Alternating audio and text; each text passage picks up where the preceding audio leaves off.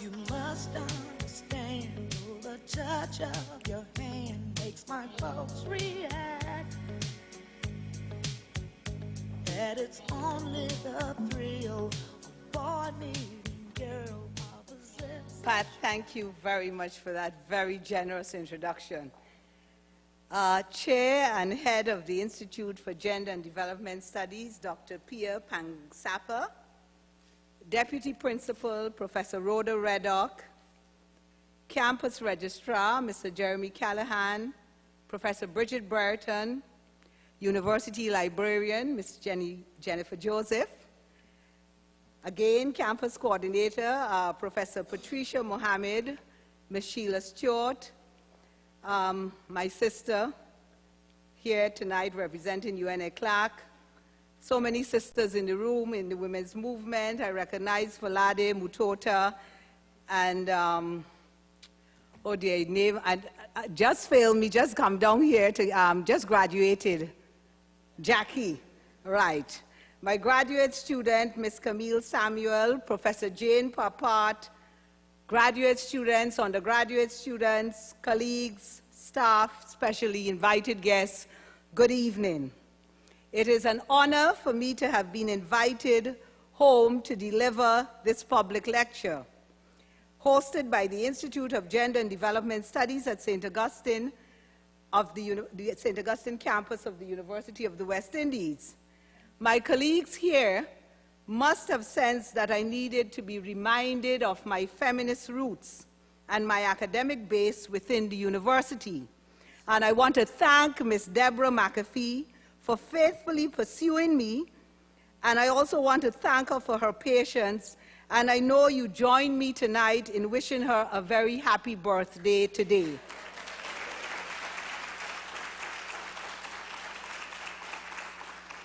I cannot speak for Professor Reddock, but what I can tell you is that often when I experience the daily grind of senior administration, I long to wrap my head around a lecture such as this. And I welcome any opportunity to engage with an audience over the perennial and fascinating concerns of feminist scholarship and activism. The fact that my lecture culminates IGDS's, we have to get used to that because especially for the three of us, it was the center, but we are trying. The Institute St. Augustine 15th anniversary celebration and the fact that it marks the International Day for the Elimination of Violence Against Women is a double honor, and I shall try to do justice to both. I am grateful for this opportunity to share feminist perspectives about love and loving in the lives of Caribbean women, and to have a conversation about potential conditions of inequalities for women arising in or related to intimate relations.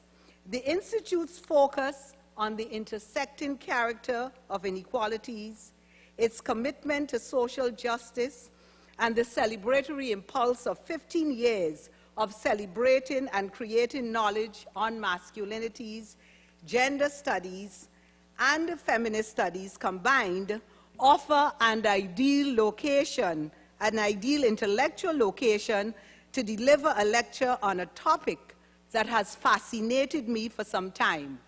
A 2008 research attachment at the University of Örebro, Sweden, as an international research fellow of the Center of Gender Excellence provided me with the resources to begin the exploration of this topic. I am grateful to Anna Jonasdottir and the JEXEL project team for that vital research oasis. My lecture tonight is an outgrowth of a seminar I delivered there, and it is entitled, as you can see, What Love Has to Do with It, Sexuality, Work, and Power in the Contemporary Caribbean. I organized the lecture in two parts. In the first, I present and expand Anna Jonasdottir's concept of love power and demonstrate its relevance to seeking explanations to contradictions in contemporary gender relations. In the second part, I become more ambitious. I attempt to apply the conceptual framework, this conceptual framework, to various experiences and conditions women face in the political economy of Caribbean states. And at the same time, I attempt to pay particular attention to conditions of work and employment. I enter this analysis through the subjectivity of women. However, this is an ongoing narrative about relations between women and men, which seeks understanding rather than blaming. My analysis is focused at the point where politicized sexuality and political economy converge. That is, the point where state policies, bureaucratic practices, societal norms and views interact with, privatize and politicize sexual relations in women's lives. I argue that marriage or socio-sexual unions connects the state and economy with intimate relations. I attempt to pay attention to the dynamics of sexuality as Caribbean women navigate the intersections of the public and the private, production and reproduction, caring and desiring, pursuing sexual pleasure and often receiving and giving emotional pain, often with or without sexual pleasure. But that is another lecture and another story. Now, what is the background and context to a Caribbean feminist scholar finding the work of a Nordic feminist scholar so relevant? For some time now, the absence of various forms of power in Caribbean women's lives has been a central focus of my research. Hence, when I discovered Jonasdottir's theorizing of the power imbalance in women's lives through a focus on sexuality, it was immediately appealing. Some of the questions I seek to answer, and there are 6 of them, are, and the first 3, are Caribbean women's public lives influenced by the dynamics within their socio-sexual unions? Posed differently, are the ways women interact or experience economic and political relations an outcome of what happens in their private, intimate spaces, their sexual relations? 2, if we accept the premise that there is a connection, does Jonasdottir's thesis that women's love power can be extracted account for women's experience of ongoing asymmetric relations of gender and unequal conditions of work and employment? 3, does this type of explanation shift blame onto women for systemic conditions of inequality? And the next 3, in what particular ways do love power manifest itself in Caribbean women's sexual relations with men? Do women have, and should women have, power in intimate relations with men? Or is it, as Jonasdottir has stated, that women enter socio-sexual unions, owners of their capacity to love, which they can give of their own free will, yet are without effective control over how or what forms they can legitimately use that capacity?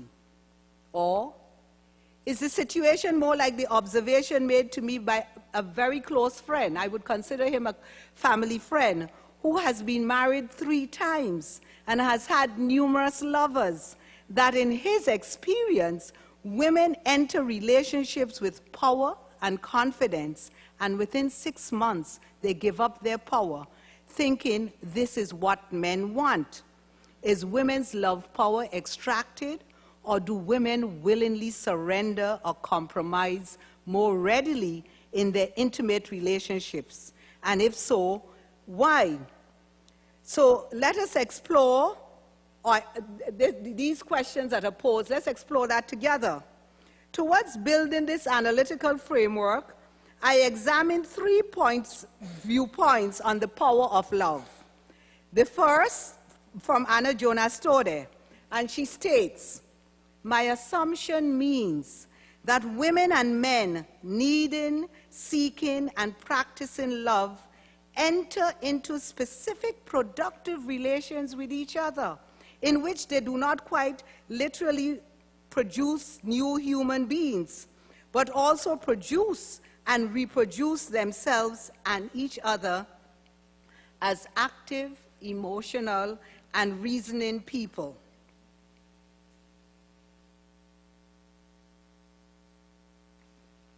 And I hope by now you pick up that the love we're talking about is not transactional sex, is not, sex for exchange, is love as desire and passion, is the thing that we do that sometimes people don't understand what we are doing. That's the kind of love I'm talking about this evening.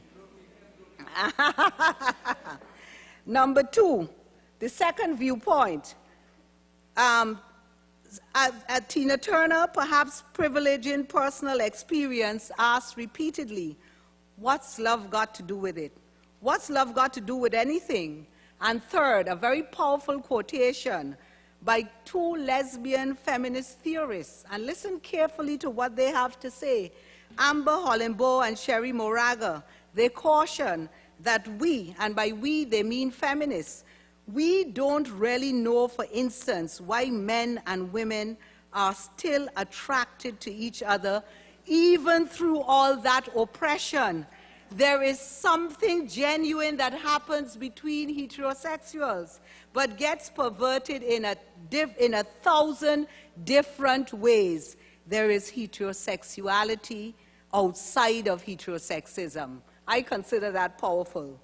These three groups of women offer three different yet complementary perspectives on this energy called love power. Suspended between Jonasdottir's theorization of women and men needing, seeking, and practicing love, and the equally powerful insight by Hollenbaugh and Moraga that heterosexuality exists outside of heterosexism, is Tina Turner's advice to regard love as a second-hand, overrated emotion. So where is that heterosexual, socio-sexual union in Caribbean feminist scholarship? What have we done about Hollenbaugh and Moraga's powerful suggestion that feminists don't really know, for instance, why men and women are still attracted to each other, even through all that oppression? Has Caribbean feminist analysis dismissed, downplayed, or ignored heterosexual attraction as having any significance in yielding knowledge about relations of domination in women's public and private lives? Now, feminist work from the Anglophone Caribbean has not examined why unequal conditions continue to persist for women from the vantage point of what Jonasdottir has theorized as political sexuality, and I have termed politicized sexuality, and the socio-sexual relationship governed by her concept love power. Where there have been several studies of sexualities, none have sought to link the widespread and persistent practices or experiences of patriarchal relations of domination with an exploration of the dynamics within that basic socio-sexual union, the sexual relationship. In my theorizing, I am specifically interested in the complications romantic loving may pose for Caribbean women in sexual relationships with men. I am beginning to explore the intersection of desire and power, or the relations of power embedded in desire. As Jane Flax surmises, desire really has a kind of energy or force of its own. And more than that, since it is within us, it operates and undermines various other processes which like to look at themselves as separate from desire. Do Caribbean women understand the power of the erotic in their lives, or even the erotic as a source of power? Audre Lorde's pioneering work on the power of the erotic is a critical contributing strand of feminist theorizing that I draw on, and I quote Lorde: "When I speak of the erotic, then I speak of it as an assertion of the life force of women, of that creative energy, empowered, the knowledge and use of which we are now reclaiming in our language, our history, our dancing, our loving, our work, our lives. In Lord's analysis, the erotic includes a passion to live fully, to experience feeling. She speaks of work as having an erotic value of which women can be robbed. I'm not advocating anyhow that anyone seek erotic pleasure in work. I think women do too much of that anyway. But she does speak of work as having an erotic value. The erotic is sensual, those physical, emotional, and psychic expressions of what is deepest and strongest and richest within each of us being shared. The passion of love in its deepest meanings. According to Lord, when women accept the erotic within themselves, they negate powerlessness. I agree that women come to sexual unions along a fluid and changeable continuum, that is, women and men come to sexual unions along a fluid and changeable continuum of sexual desires, sexual relations, and sexual identities. At the two extremes are heterosexuality and homosexuality. However, many individuals experience their sexual relations and desires through bisexual, homosexual, heterosexual, polysexual, and transgender sexual relations. Some people harbor or experience sexual desires that remain unfulfilled for a range of reasons. I am specifically interested in unwrapping the mystique of love power in sociosexual unions women have with men. I prioritize women's intimate relations with men for several reasons. First, in the Caribbean, it is an unexplored dimension in the search to explain women's experiences of disempowerment in these relations and the wider political economy. Two, the contours of our dominant social, economic, and cultural and political institutions are shaped by heteronormativity. Yet, we have not theorized the heterosexual union as the center of a normalized notion of heterosexual society. And even though this is beyond the scope of my lecture tonight, neither have we examined how this normalized heterosexuality feeds homophobia and its flip side, heterosexism. Third, I maintain that interrogating the socio-heterosexual union can impart insights into combating both heterosexism and homophobia. Now, because like Jonasdottir, I do not think there are monocausal explanation for what goes wrong for women, I believe it is necessary to integrate this developing investigation of politicized sexuality with ongoing work on Caribbean political economy while maintaining an explicit focus on Caribbean women. I ask the question, what love's got to do with it? It is somewhat ironic that notions of love, sex, and romance are everywhere embedded in the Caribbean imaginary, yet it is unexamined and untheorized in the day-to-day lives of women in their sexual relations with men. The implications of these relations for ongoing conditions of inequalities in women's lives are also unexamined. It is not only in the marketing campaigns of tourist destinations that the Caribbean appears filled with desire, lust, and the promise of more love, more sex, and more romance. In a range of popular expressions, musical forms, and folk tales, love and sex are critical to and fully articulated in the rhythms of everyday life. Evidence abounds in songs by calypsonians, dancehall lyrical chants by reggae and dub artists, dances of the Matico, folk songs about love affairs gone awry, letters to the press seeking advice on relationships, popular concoctions for building sexual stamina, putting it back in the back, obvious remedies for capturing strained lovers or claiming new ones. These all underscore the critical location of making love as opposed to making tools. in at arriving at understanding the nexus of political sexuality and political economy in Caribbean societies. Yet, Caribbean feminist research to date has not focused directly on what Jonasdottir describes as women and men needing, seeking, and practicing love. The majority of Caribbean countries are heavily dependent on tourism as the major earner of foreign exchange and the most valuable, even if vulnerable, economic activity. There is a substantive body of literature on sex tourism in the Anglophone, Dutch, Francophone, and Hispanic Caribbean. Homosexual and heterosexual sex tourism or trade between gay tourists and Caribbean women and men and to Caribbean destinations has also been examined from a range of perspectives. There is research on Caribbean women working as prostitutes or sex workers, and increasingly, UN bodies in collaboration with United States agencies have been examining the trafficking in women and girls for sex work in the region.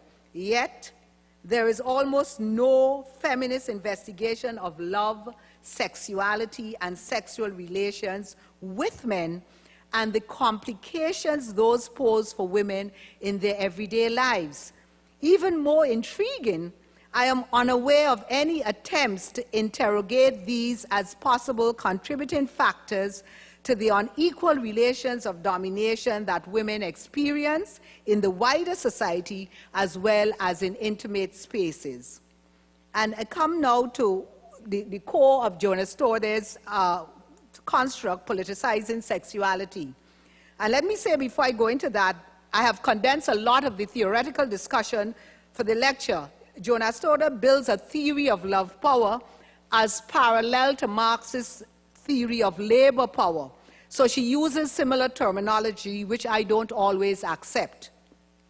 In politicizing sexuality for investigation, she builds her process of inquiry around a series of questions, of which I extract the following 4 as the most relevant. And she asks, why are women oppressed and by whom? What is the valid ground for the feeling or sense that our oppression is rooted mainly in something other than the conditions and terms on which labor is organized and exploited? How can we theorize sexuality as a field of individual agency or performance and personal experience as a complex web of socially and politically conditioned relationships? And what are the consequences of what takes place in these relationships? How is power understood and conceptualized as part of sexuality, in distinction from power as dominance only, or power merely as the effect of discourse? From this groundwork, Jonasdottir moves to her key concept, love power. She states, the actualization of love power comes into the picture, emerging as a result of her assumption, and I quote this assumption, that a crucial part of the theoretical analysis of women's exploitation must be done within the field of sexuality and not limited to economy or work, and also that the analysis has to be extended beyond oppression. Jonasdottir fine-tunes her discussion of the basic assumptions further. She emphasizes that contemporary patriarchal relations or male-dominated society is produced and reproduced by means of the appropriative practices or exploitation of women's love power. The fact that she has politicized sexuality by problematizing and treating as systemic the basic sexual union provides me with a critical point of entry for examining the interconnections between what happens between men and women in sexual relations and what happens between women and men in the economy and state. She provides that entry point, and I jump right in. Jonasdottir's insistence that this union has a wider meaning than legally married or cohabiting couples is especially relevant in our societies. We know the majority of sexual unions and relations exist outside of legal marriages and even cohabiting couples.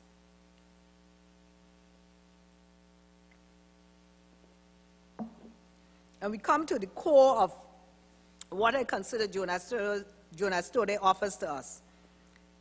Her definition of love power and the two components, care and erotic ecstasy. In answer to her question, what is being done to us as women in free and equal yet still patriarchal Western society, she replies, men exploit a certain power resource in women, namely the power of love. She continues that this is basically what the contemporary Western sex struggle is about. In the search for a term, that could denote precisely, could you change the slide please? That could denote precisely what could distinguish it both from the power of labor or work, I came to believe that love is the best term available if care and erotic ecstasy are incorporated as its two main elements. And this is what I run with in this lecture and also in a forthcoming chapter in which I develop this even further and actually critique Jonasdottir a little bit more, but not as much here tonight. Now, even though she differentiates love power from the power of work, I will attempt to apply her concept of love power to reveal some of what happens to women in relation to work. Some aspects of the two dimensions of love power, care and erotic ecstasy, have been covered extensively in investigations of Caribbean women's lives, but they have never been disaggregated or recombined to create any type of explanation of the power imbalances in women's lives as Jonasdottir does. A great deal of intellectual energy has been expended on women's work as caring work. This is so whether within families, households, or the state and economy. There is an extensive literature on Caribbean women and work in households and in pursuing strategies for survival, and in informal and formal economic activities, and justifiably so. I'm not saying that this as a criticism. I'm saying that the literature on women and work and women and caring work exists.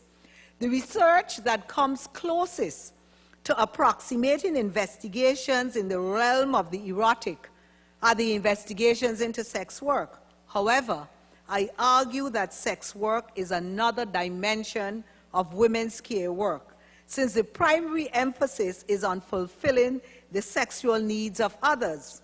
Mind you, even though it is quite possible that there are many women engaged in sex work who also experience sexual gratification. My main argument is this.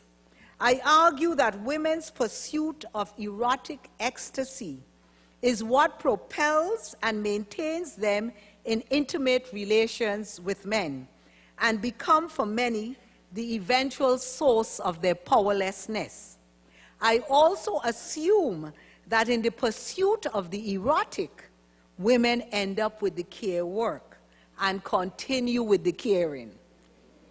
Many women continue in the socio-sexual union, either hoping the erotic would materialize, or eventually they substitute their desire to be cared for and fulfill other dimensions of their sexual pleasure with caring for others. So in the relationship, they go from being darling and baby to at some point becoming mammy.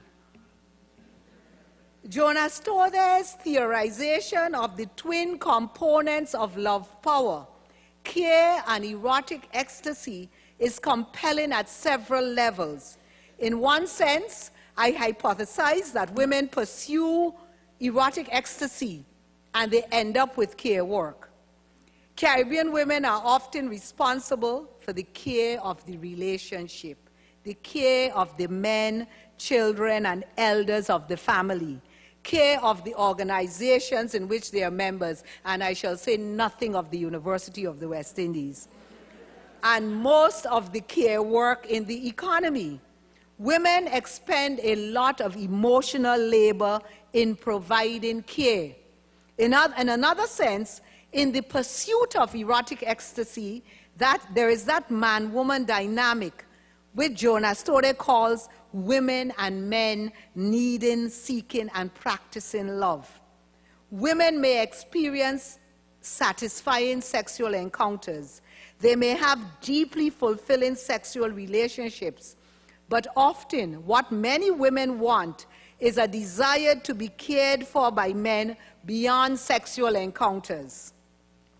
I hypothesize that when women's powerlessness in sexual relations exists, and I'm not at all suggesting that it exists for all women in all relationships, but that when it exists, it is at the point at which their love power becomes appropriated or extracted, or the term I prefer, surrendered, within the erotic dimension of Jonasdottir's conceptualization of love power. I come to the part 2, applying love power to Caribbean realities. Again, I focus on 4 of Jonasdottir's assumptions in applying her model to Caribbean women's sexual and work relations. And these are, these 4 assumptions: understanding and conceptualizing power as part of sexuality, marriage or the socio-sexual union as linking the domains of the private and the public, women's love as a practical yet human sensuous activity, and the organization and expression of that love being the basis of women's exploitation. And exploitation is Jonasdottir's term, which I don't necessarily share. In a 1992 journal article, I noted that gendered relations are characterized as the ways in which social realities between women and men are socially constructed to perpetuate male dominance. Now, I want to rephrase this statement to examine how sexual realities between women and men are socially constructed to perpetuate male dominance. In reviewing the Caribbean evidence, her sense that women's experiences of relations of domination arise in something other than the conditions and terms on which labor is organized and exploited seems valid. What her analysis suggests is by the time we recognize that women are being exploited in relations of work, there are a set of a priori conditions in which unequal relations are already a factor. In the Anglophone Caribbean, we know that more women than men are enrolled in tertiary educational institutions and graduate in larger ratios. They are relatively more highly skilled and possess fair to high levels of social capital. Simultaneously, however, women experience higher levels of unemployment and are the first retrenched or the last to receive training. They're the last to receive training when factories become high-skilled. Daphne Jaya Singh's research demonstrates that as manufacturing becomes more technologically driven, an inverse relationship quickly develops with women becoming increasingly de-skilled. Caribbean women receive less wages for comparable levels of work except in the state and governmental sector.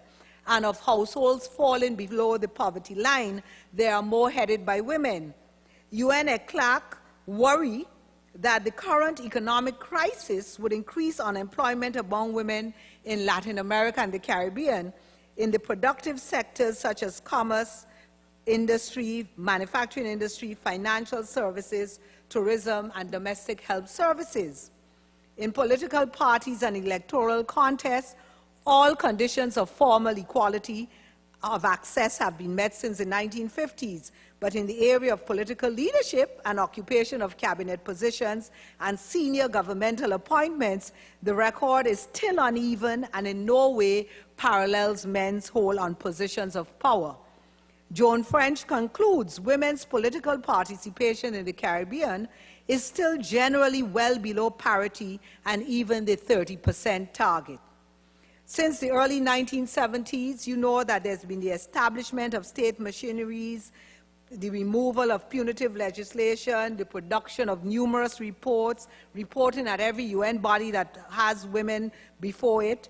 And yet, with all of those things, yet, relations of domination or inequalities for women remain.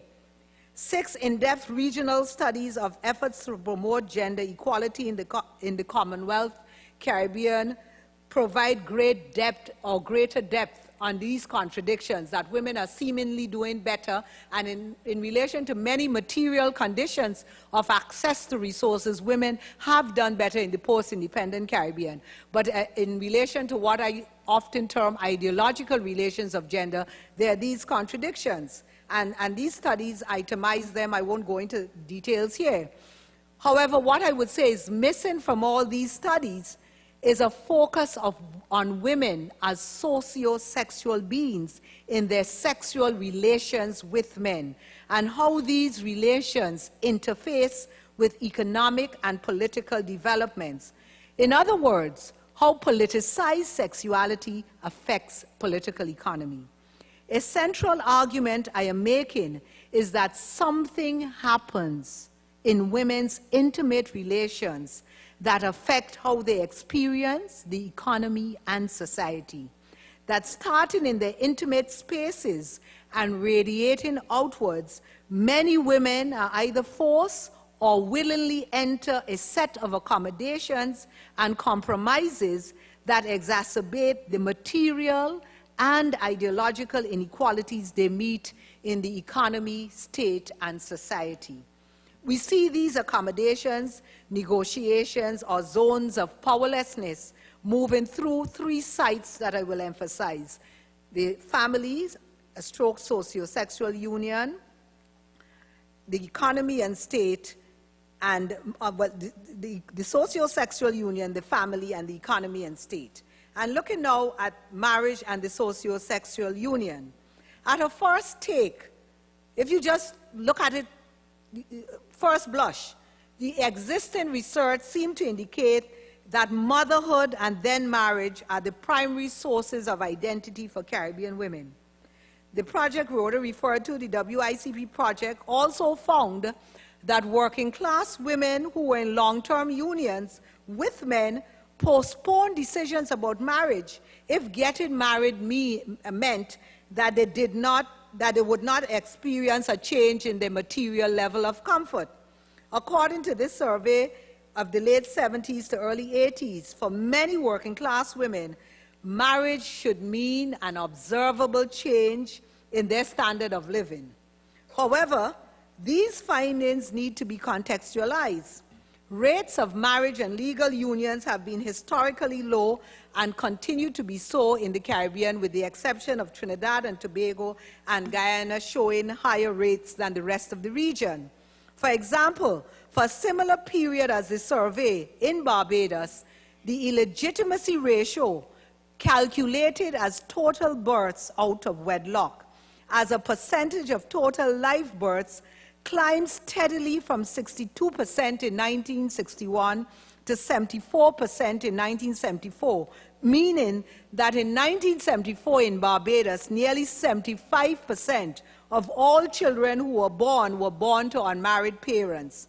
The marriage ratio, again Barbados, calculated as total marriages per 1,000 as a percentage of total population, declined from 4.2% to 3.8% for the same period, between 61 and 74. Without further probing, it is difficult to determine whether Caribbean women truly do not desire formal marriage over motherhood, or the ranking that emerged from the project is a form of adaptation and adjustment to the realities of the instability of marital and other forms of sexual unions. I maintain that marriage is still a dominant ideological force and regulatory norm in Caribbean women's lives. As Tracy Robinson observes, and I agree with her, and I quote, "Caribbean women generally begin their reproductive life without marriage, but that reality cannot deny the considerable force that marriage still has as an ideal for women. Being able to define oneself socially and legally by reference to a man through marriage provides a distinct form of, get my page right, a distinct form of legitimacy and acceptance for women in the eyes of the community that should not be underestimated, end of quote. I look at sexual unions now as a source of powerlessness. Daniel Toppin's work with young women in Jamaica underscores economic vulnerability intersected with sexual relations, as well as the early start to reproduction for many working-class young women. She presents information on the sexual relations of 3 teenagers, one of whom is 14 years old, 5 months pregnant, and living with a man 10 years older. Another is also 15 and also lives with an older man. She moved out from her mother's home to avoid sexual molestation by her stepfather. The third is still at home, has a teenage boyfriend, a good relationship with her mother, and has discussed with her mother her decision to be sexually active. Toppin submits that these young women are grappling with the feelings and consequences of their early entry into sexual relationships. She reports that the pregnant young woman attends an organization that allows teenage mothers to complete their education and to receive developmental counseling, with one of the core areas of concern being delaying unwanted pregnancies. And remember, this is the pregnant young woman. Despite this, this young woman states she doubts that she would use condoms with her partner. She states he will not use them, and she would not push him to, because he might think she has another man, even though she suspects he is sexually active with other people. Toppin also notes that according to a report by the Statistical Institute of Jamaica, 1 in every 10 Jamaican women is married or in a common law union before her 18th birthday, with approximately 1% being so before the age of 15. Toppin continues, although, and I quote, although ideas regarding men's right to ownership over their women in intimate relationships can be found across communities, the practice of cohabitation between underage females and older men is predominantly found in communities marked by poverty. In many instances, young girls become bargaining tools for economic empowerment, placing them in relationships in which the power imbalances affect them negatively. 2 of these young women are living with older men because of issues of economic deprivation, and for one, the additional grief of sexual harassment at her home. The information on cohabitation between older men and girls in poor communities underscore the troubling dynamics of developments in political economy affecting women's sexual lives. Here, the life chances of girls are being shaped in a context that breeds powerlessness, despair, and lack of sexual and social autonomy.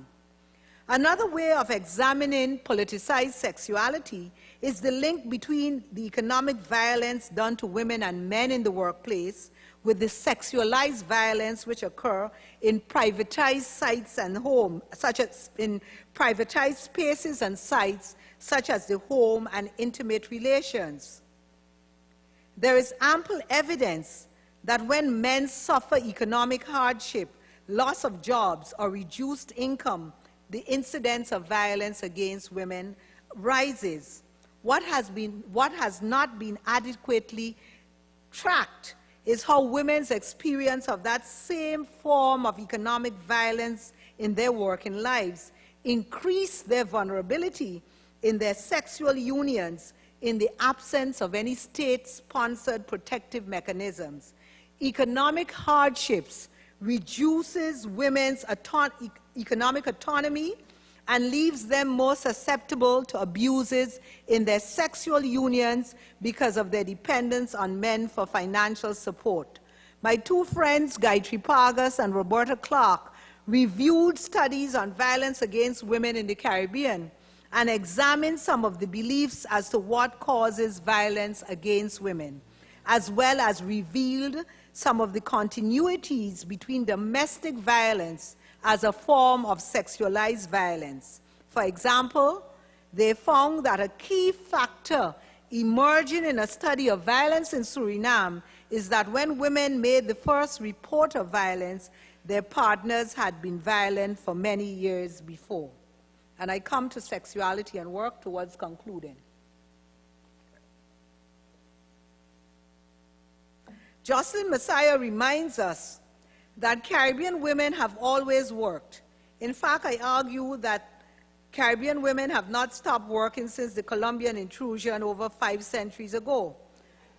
Along with Caribbean men, Caribbean women have worked through conquest, colonization, slavery, indentureship, emancipation, crown colony rule, and independence, of course, every permutation of political and economic systems of control and governance. Yet, varying gendered ideologies and material conditions of inequalities persist in labor force participation and the workplace. 5 centuries of work, and it is as if women have now arrived in the workplace.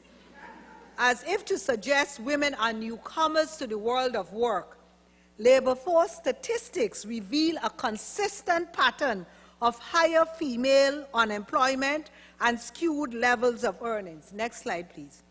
Let us examine some data from the United Nations Human Development Report for 1998 and 2008. And where it says 2007 there, it should have said 2008, I'm sorry.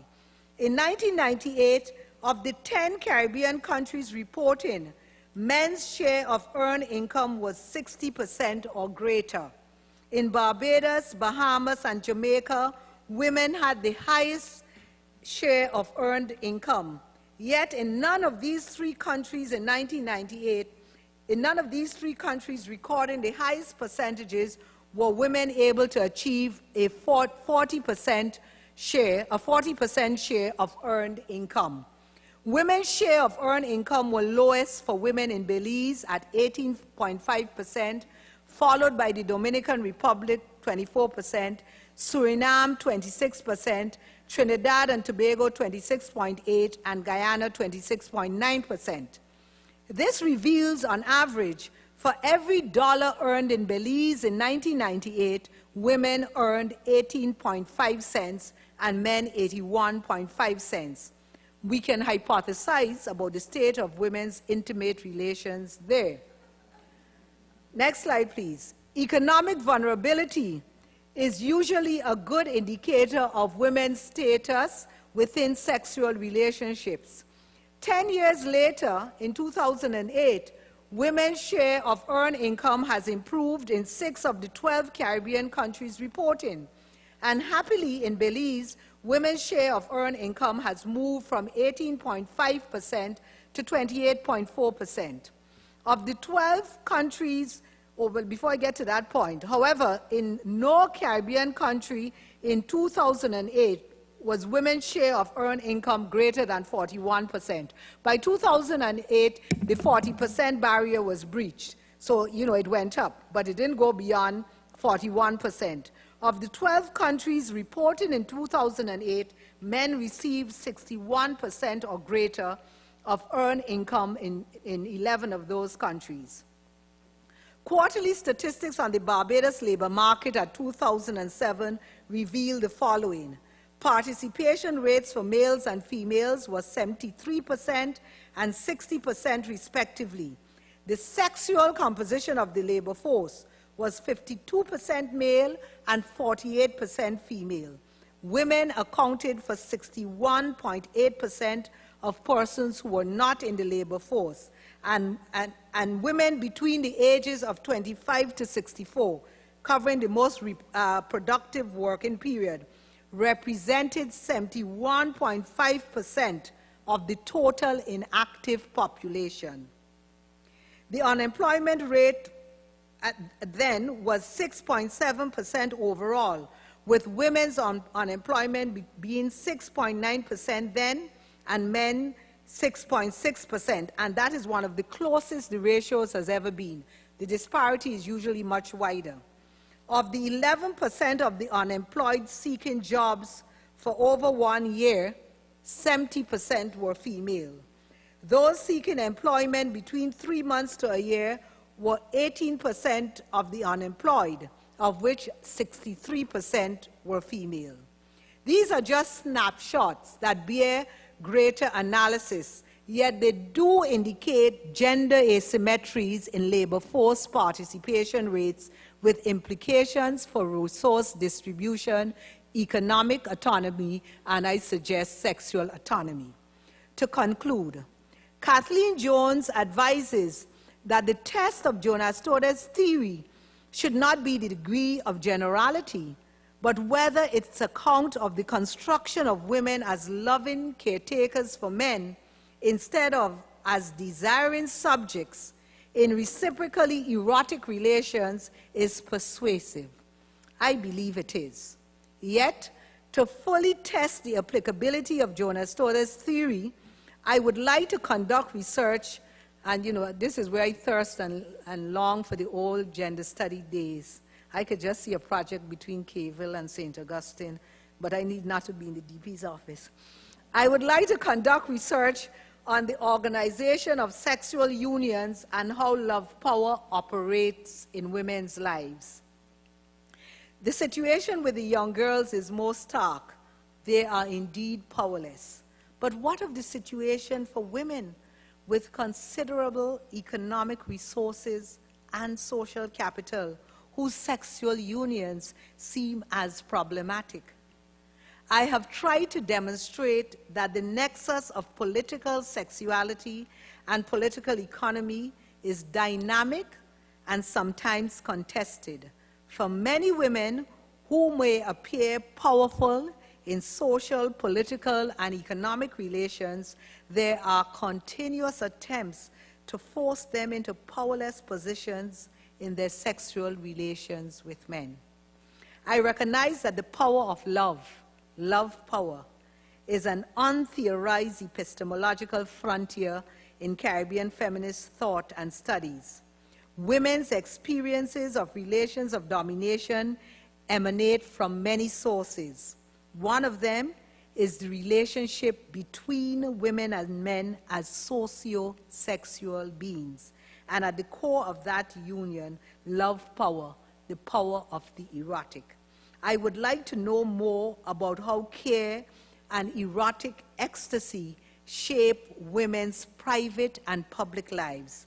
Jonasdottir's theory of love power underscores the need for an in-depth study of women's sexual relations with men towards developing a fuller theory on power and sexuality in Caribbean women's lives.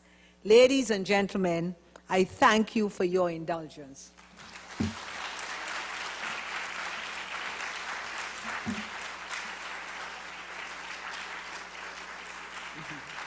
I would now like to invite Professor Jane Parpar to give the closing remarks. Jane has been at the center for the last 2 years, and she has graciously taken on the role as our the coordinator of our graduate program, and we are eternally grateful to her. Jane?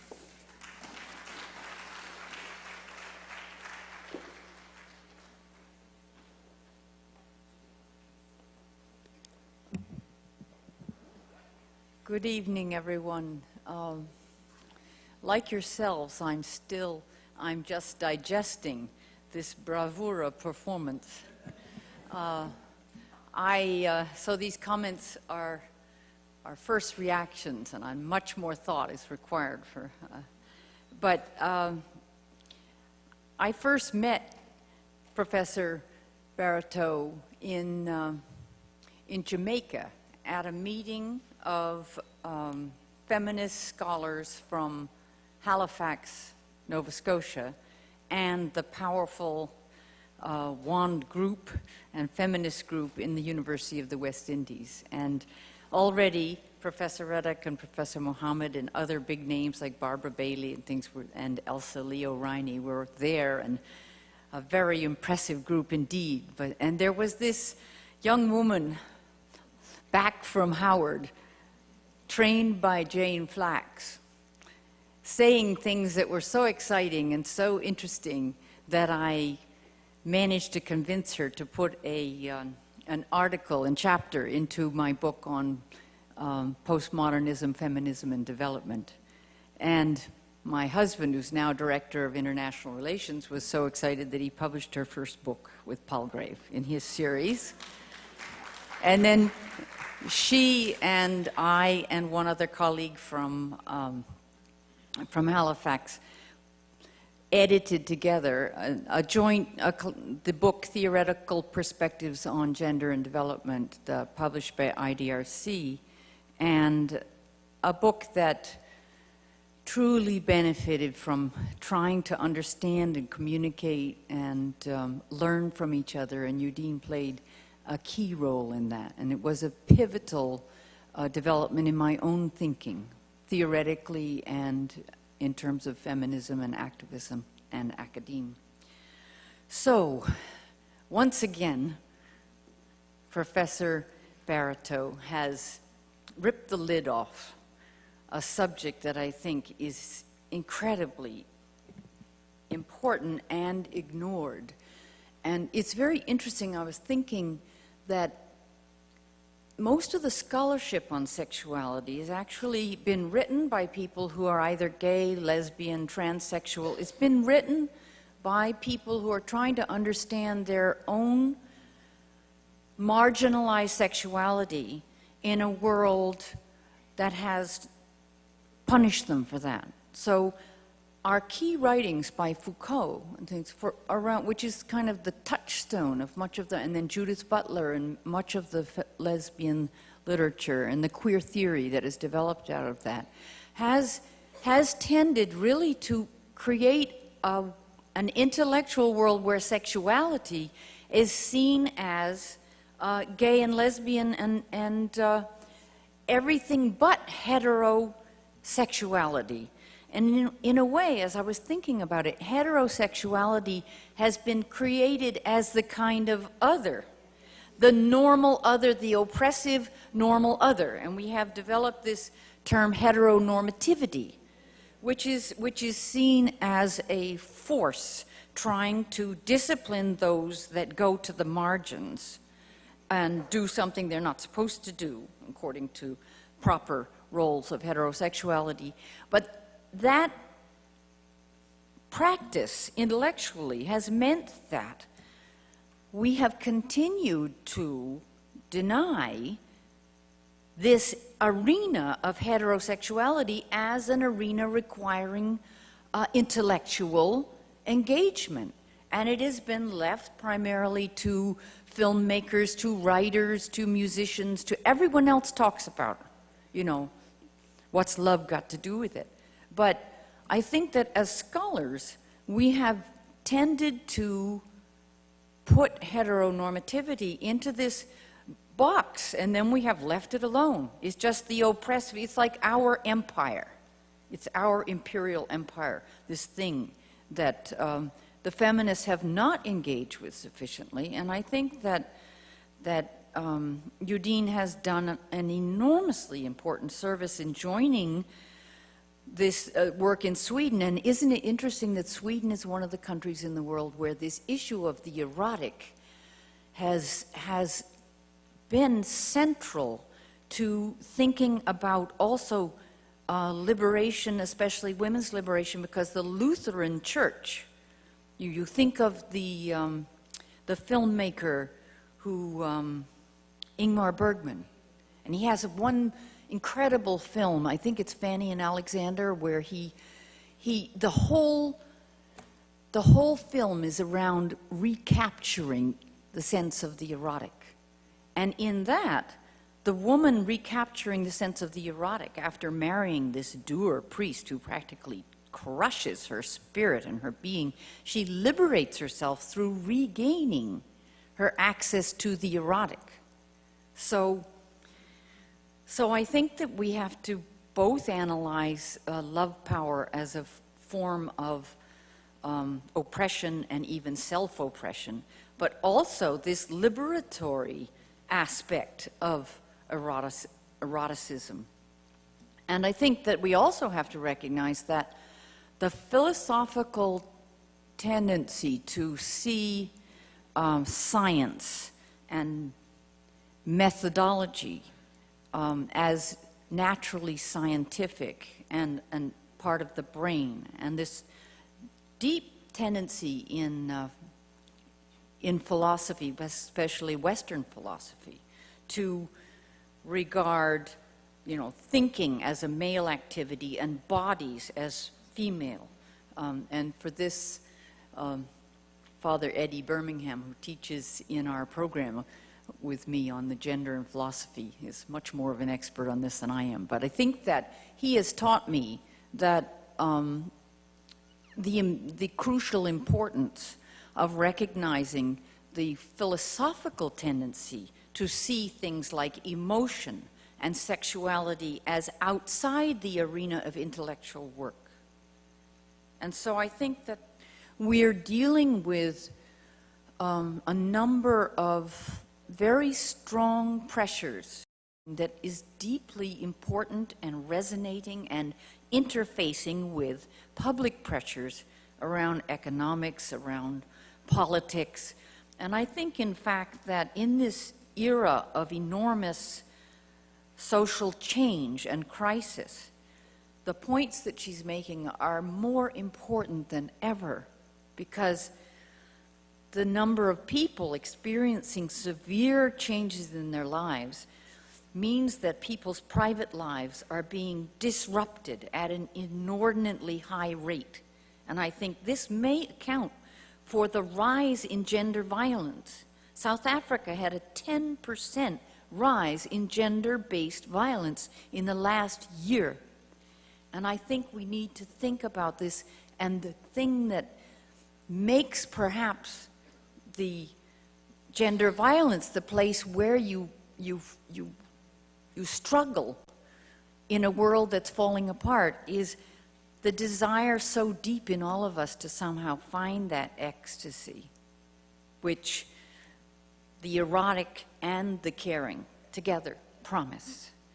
So this is just a few thoughts, and I hope we will all keep talking and writing and thinking about this, and we're going to have to get a project going, Eudine. We just have to get a project going. Yes. So, I just want to thank Professor Barriteau for proving that my first reactions to her as a major intellectual star on the way up were more than